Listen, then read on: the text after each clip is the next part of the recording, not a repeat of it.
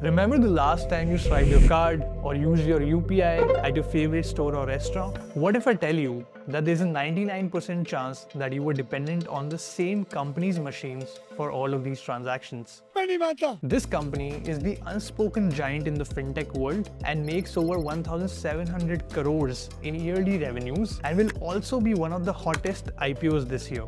In this video, we'll cover everything that ElevenLabs has cracked to become the payment king of India. But before we do that, if you're new to the channel, you have landed at GrowthX, a community of over 3,000 members who are product, marketing, and business leaders and even founders from India's top companies. I'm your host Abhi, and now coming back to ElevenLabs. Look, ElevenLabs is not a new age startup. Their roots go back more than 20 years ago to 1998, when these three co-founders took the bet on the era of modern payments on petrol pumps using loyalty-based cards. Since then, the company's journey has been anything but smooth. In fact, 2 out of the 3 co-founders left just after a few years. Lokveer was the only co-founder who remained, and the company went through multiple pivots under him. Cut to now, the company is being led by Amrish Rao, who is the CEO right now, and Lokveer still serves as the chairman. In fact, between 2000 to 2010, they were only about helping petrol companies and nothing else. They even made a lot of interesting tech solutions for these petrol clients to help them sync various fuel machines and a lot of other interesting stuff. So overall, the DNA of software plus hardware approach was ingrained deep into the company since the very day one. But no one knew that 15 years later, they'll be dominating the payment space, which brings me to the very first thing they cracked, which is the first mover advantage in India's rapidly changing finance landscape. Look, the very first thing we need to understand is that nothing in this game is only about having the best devices. The moat is way deeper. It's in the right retention strategy, the right acquisition strategy, and also the right tech. In fact, you'd be shocked to know that no one hardly in the industry makes their own POS devices. Most of these devices come from China, and Pax Technologies, one of the Chinese companies, makes machines for many of the players. See, back in 2005 to 2015 era, no one was really taking card payments so seriously. In fact, after 2005, card payments rather saw a decline because of the excessive amount of non-payments and frauds. But as guidelines improved and banks became smarter, credit card usage started picking up. There was a transition from physical money to digital money. But the biggest movement that changed it all was 2016, the year of demonetization. A time that established digital payments as India's new currency. People were using either cards or QR codes, but no one was using cash. And Pine was at the center of it all to solve the integrated QR code and card problem. And if you look at this chart, you would see that from 2015 to now, credit transactions have increased by 10 freaking times.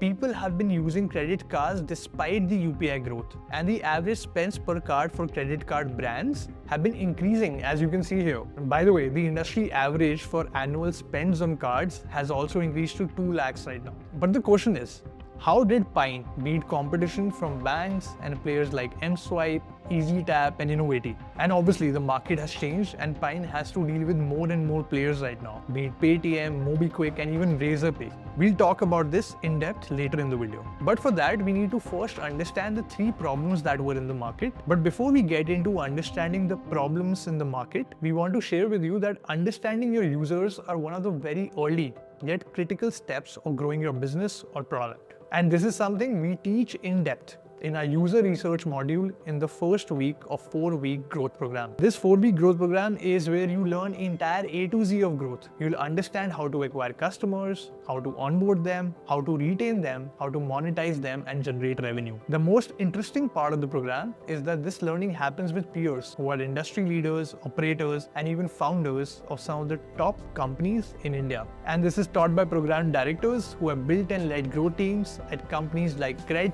and Razorpay. The link to explore the program is in the description. Now coming back to user problems.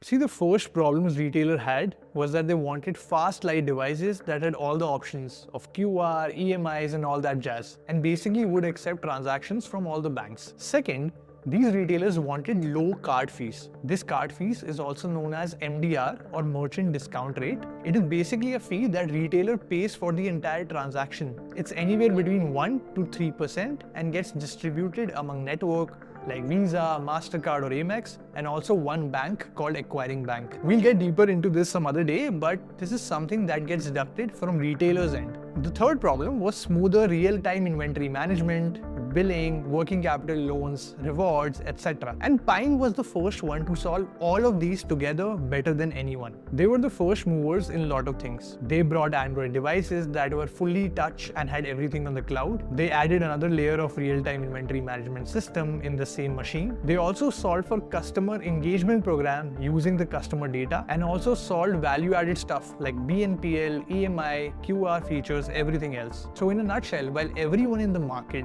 was figuring out how to solve the payment problem, Pine was thinking about how to solve all the problems for the retailers which are related to payments. Also remember how the hook for Paytm became their sound boxes? For Pine Labs, over the time, it became their better looking, fancy white devices that were way superior than anyone else and were great for positioning at checkout. They even launched a lot of big POS machines only for the big stores that no one was focusing on. This became the reason why banks started partnering with Pine instead of looking at them as a competition. On Pine's website, you can see the partnership it has with multiple banks, including HDFC, where HDFC most likely take Pine's devices and then deploys it to its own merchant network under its own brand name. A little white labeling sort of a thing. And Pine must be getting some rental or license fees out of this entire thing. So their client acquisition happened by two routes. One was by Pine itself, and second was by the banks. But now you must be wondering how Pine stayed relevant after 2020 and what are they doing now that has worked for them despite top guys like Razorpay and Paytm coming to steal the market. The answer to this is the top-down approach. Look, the competition is more intense than ever as every fintech player is almost trying to do everything right now. Just look at this chart. You'll see all the biggest fintech companies now expanding into multiple segments and now competing with every other player. And obviously, this is happening a lot with all the acquisition all these big players are making too. But we'll get into that later. Look, Pine went after a very specific cohort of customers. And let's draw parallels with Paytm and Razorpay, for example. In retail, if you see, Razorpay went online first and solved for gateways and is now coming into offline. Paytm, on the other hand, took the offline first approach but went bottom up and started targeting small vendors and is now moving up the ladder to modern trade with bigger devices. Pine Labs, on the other hand, did something very interesting. They took the top-down approach, and that too only offline. They started targeting modern trades first and did not even get into general trade. They only targeted the biggest retail brand stores. Even the first retail clients of Pine were clients like Future Group and Shopperstop, companies who have had more than hundreds of crores in revenues. And now they have everyone. Crore, Nike, McDonald's, Apple's, KFC, Sony, you name it. Every big major retail brand has used Pine. And this client selection became a masterstroke. Why? Because just imagine you are Crore. You have multiple dealerships and franchises, and you have clarity on who some of the preferred banks are and what will be the MDR fees that you really want on your stores. Now, in our example, let's assume that Crore has been using Pine Labs devices for quite some time, and they have gotten used to the interface. In this case, it will be extremely difficult for Crore to ditch Pine Labs and get a new service provider because of any minor convenience. It just does not make sense for Crore to do this because they are dealing in very big transaction volumes and every small amount of friction causes a business loss. Pine Labs knew that these big retailers are very different from small retailers or MSMEs who would just change the POS system because of little better rates or because of any other minor inconvenience. Also, targeting big stores helped them gain access to way bigger distribution and more chains very quickly as compared to their competitors. For example, if the Crore partnership goes well, Tata might start using Pine Labs for the Tanishq stores too, and onboarding even one brand can lead to sizable revenue. See, one thing to understand here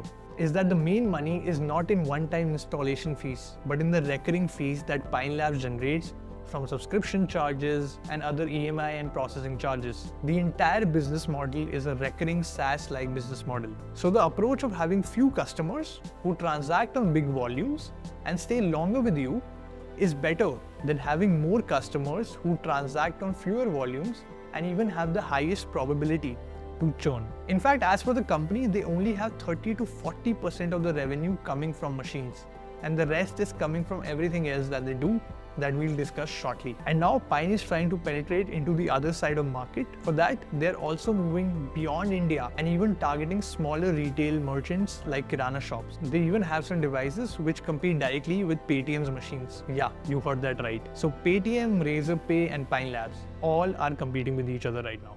But now let's talk about the most interesting part of this strategy, which is the retention masterstroke. By the way, in the offline dhanda world, it's also called key account management or CAM. In simple words, more retention and engagement of any service is basically more time and more frequency of usage by your customers. And more time and usage by your customers means more money they spend on a product or service, which is equal to more revenue you get. The secret sauce for doing this by Pine is simple. They don't let any other retailer use other fintech companies for any other solution, and they provide every solution that the retailers need by themselves. But that would be extremely hard, right? You would have to hire and do R&D, etc. for everything. The answer to this is that for all of these value-added services, Pine acquires other fintech companies. Just look at this chart. They acquired Plural, Setu and Qfix for end-to-end online payment solutions. All of this competes with Razorpay, PayU and BillDisc Market. They acquired Quicksilver for gift cards and prepaid cards, stuff you usually get on Amazon or even in big stores like Westside and Zara.